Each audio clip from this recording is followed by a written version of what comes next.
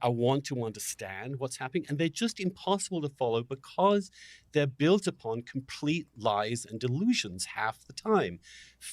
Fake statistics, invented scenarios, complete hype in ways that completely distort any kind of rational debate. So that you're reduced, when you absorb the way Trump discusses, with a resort to feelings, essentially, tribal feelings, feelings of emotion that he seeks to evoke and to exploit in a way that our rational functioning is short-circuited. Because how can you begin to counter-argue Trump when it is simply a stream of inventions that are entirely and always self-serving, combined with a constant attempt to trigger and to inflame anybody who might conceivably take an issue with it? And there is something about that that creates a political dynamic in which other actors, those opposing him, because they can't actually engage reasonably with certain arguments, with evidence, they then are empowered to put forward their own narratives, their own delusions, their own tribal fantasies to counter what he's doing, in a point of, to the extent at which I really think we're lost. We are truly lost when you listen to the debates going on. There is not a shared set of facts. There isn't a shared understanding that we have to apply reason to these facts. There is no deliberation happening at all. And when I wrote, like 4 or 5 years ago now, I just want to step in here for a second, because he's basically saying Trump just lies all the time and makes shit up, and therefore the Democrats are now lying all the time and making shit up. They even bring it up, calling it, the Fine People hoax. They concede that they're making that shit up. But I don't like this whole it devolves into an argument of like who started it. So I don't necessarily know that it's helpful. I feel like all politicians are going to make up anything they can to get to win. So go ahead. No, you're right. But even if that were the case, let's accept, or as a premise, let's buy into the idea that everything Trump says is a lie, right? Why then would you want to stoop to his level? Don't you want to be win? The better person? To win the election, right? I want to win the election. There you go. But there you go. It's that they're, if they have any values or morals, they don't matter over winning. These are politicians. And I do believe Come that on. morals and values should. Well, I think that they're just showing their true beliefs, right? I agree. That they claim that they care about truth and justice and all that stuff, but do they? Because, oh no, he outlied us. If that's the truth, if the truth is that he lied, then he outlied us and we got caught. Yeah, that's okay.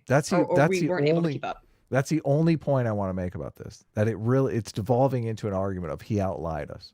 You want to say something, Sitch? Is he making? I don't think he's making the argument that because Trump's outlying us that it justifies the left lying. I think he's just saying it's just what's happening. He's just describing the situation. Well, if the left wins, it is a justification that the left outlied. Like if Biden wins the election, then they literally are rewarded. You for mean outlying them. Yeah, but if he wins on the grounds of them saying Trump is a white nationalist or whatever. Well, that's the only conceivable way I think they can win.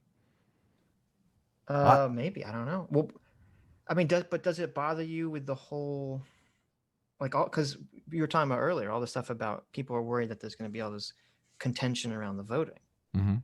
And we basically have a situation right now, which I would put firmly on the shoulders of Trump, where he's basically not really signaling that he's going to accept the results of the election unless they're favorable to him. Yeah, Biden has. They said that before, though. Who said that before? Before the end of the 2016 election, they said Trump will not accept the end of the 2016 election if he loses. This is right. I don't know if you remember, but this is a repeated narrative, in that they set it up to say Trump will just not accept it, and then they pre-plan that in people's heads, and then it sets up expectations. Therefore, people's psychology aligns up with what they expect, and if they have any kind of divergence from that upsets them. And if it confirms it, well, that just confirms their pre-existing suppositions.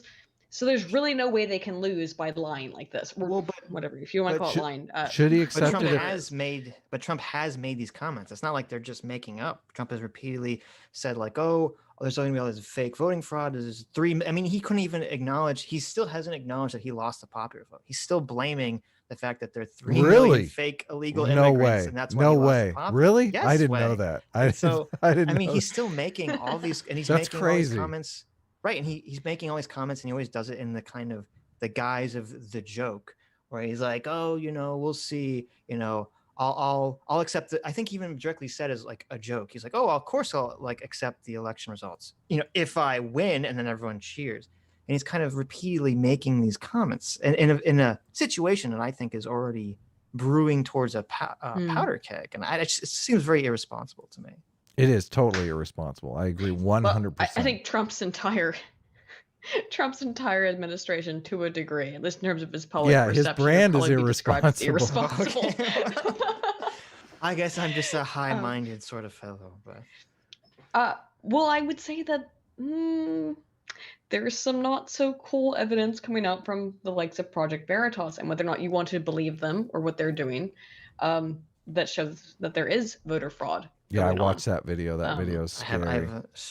have a lot of trouble. Oh, there's tons. Accepting. There's like I know 10 videos they've put out so far. No, there's always going to be voter fraud. Do you think it's a paid actress in the video? We still or? need to have a fair. There still needs to be the concept that there is going to be a peaceful transition of power. No, I agree. That needs to totally be, agree. And I want my president to come out. Like if Trump came out and said, "Of course, I'm going to abide by the election results, but we just want to make sure everything is fair."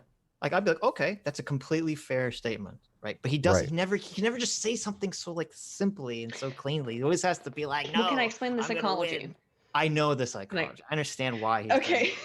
I completely get it. Yeah, you guys know. Right. You know why he's not doing that. Because defeatism is negative, and it puts a negative umbrella over everything, and it hurts people's enthusiasm, positivity. all kinds of reasons. Yeah. Right. But I guess this is what I mean when I say I understand that, you know, politicians are a special breed of animal, and that it's always based around self-interest. But I would just want that my president is going to have a little bit of like, I'm going to do something that's for the good of the country, even if it's not for my direct good. I want a shred of that. Okay. Maybe I'm asking for too much. Sitch. Oh, you're such a buzzkill. Come on. Now, that this kind of rhetoric, this kind of worldview, which is entirely narcissistic, which is entirely subjective, which is entirely about feeling and emotion, this is an extinction level event for liberal democracy, in as much as liberal democracy requires all of us to engage in a respect for counter-argument, reasonable counter-argument, and to and fro, and trying to accept the result of some kind of deliberation. This he has completely subverted in our psyches and in our public debate, and therefore empowers irrationality everywhere, including on the left, so that we've witnessed people saying things and what he called truthful hyperbole. When you think about some of the insane things that he said, well, I think of describing a multicultural, multiracial, dynamic America in 2020 as a form of white supremacy is nothing but a mirror image of this truthful hyperbole, which makes it almost impossible to engage with reality. That's what he's done. And he's not solely responsible for it. And I'm not going to say that. I love this, Sitch. Like, it's all Trump's fault that everyone's calling him a white supremacist. Like, how is that fair? He just said, I'm not saying he's solely responsible for it. Okay. Wokeness or far left or the attack upon liberal democratic values he entirely created. He didn't. He was partly a product of that. But we have a test case of whether he can make it better. And in fact, he, by the very manner of his engagement in the discourse, is making it much, much worse all the time.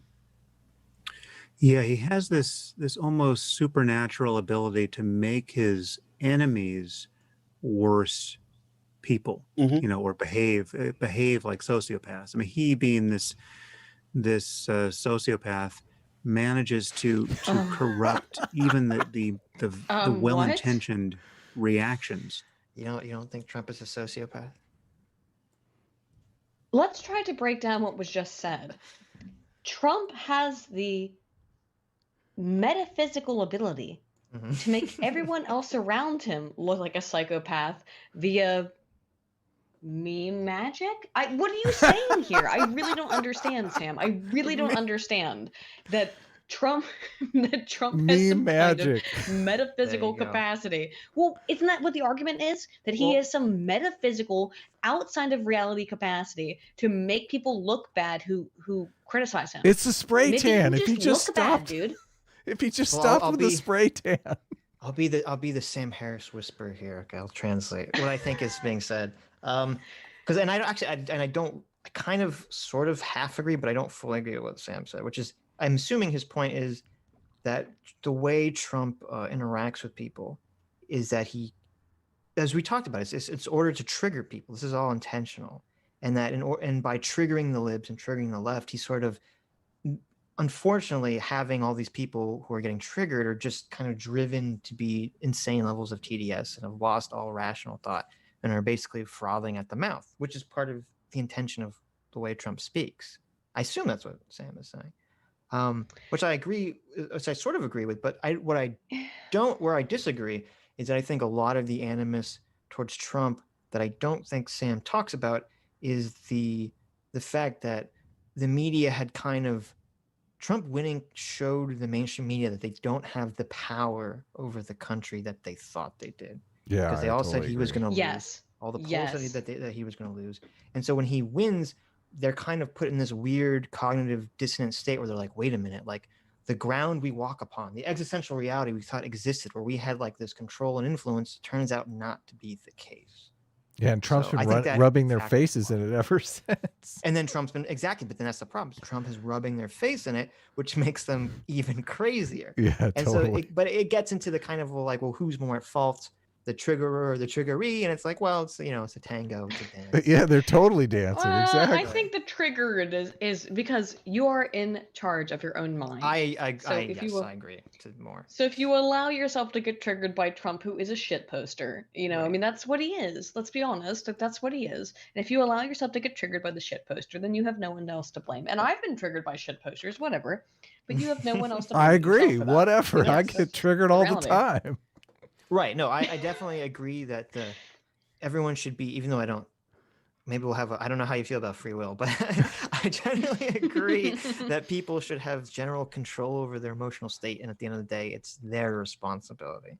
I'm a huge believer in free will. I think that's what a lot of the crux of this stuff is actually is Really? I think that a lot of this is an argument over free will. Yeah, I do think a lot of the political arguments are going.